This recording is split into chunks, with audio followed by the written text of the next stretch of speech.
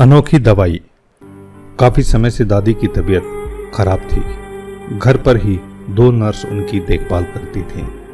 Doctor ने भी अपने हाथ उठा दिए थे और कहा था जो भी सेवा करनी है कर लीजिए। दवाइयाँ अब अपना काम नहीं कर रही हैं। उसने घर में बच्चों को हॉस्टल से बुला लिया था। काम के कारण दोनों मियाँ बीवी काम पर चले जाते। दोनों बच्चे बार बार अपनी दादी को देखने जाते। दादी ने आंखें खोली तो बच्चे दादी से लिपट गए। दादी, पापा कहते हैं आप बहुत अच्छा खाना बनाती हैं। हमें हॉस्टल का खाना अच्छा नहीं लगता। क्या आप हमारे लिए खाना बनाओगी? नर्स ने बच्चों को डांटा और बाहर जाने को कहा।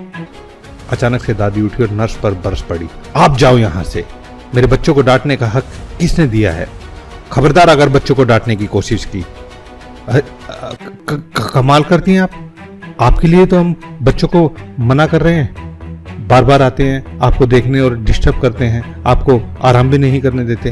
अरे इनको देखकर मेरी आंखों को और दिल को कितना आराम मिलता है तू क्या जाने। ऐसा करो, मुझे नहाना है, मुझे बाथरूम तक ले चलो। नर्स हैरान और अवाक थी। कल तक जो दवाइयाँ काम नहीं कर रही थी और आज ये इतना चेंज।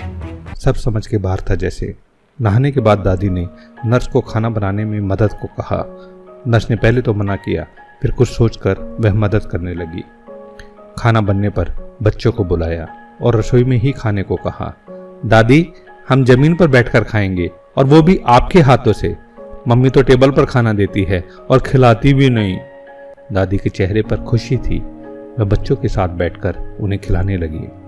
बच्चों ने दादी के मुंह से निवाले लिए। दादी की आंखों में आंसू बहने लगे। दादी, आप रो क्यों रही हैं? दर्द हो रहा है क्या? मैं आपके पैर दबा दूं?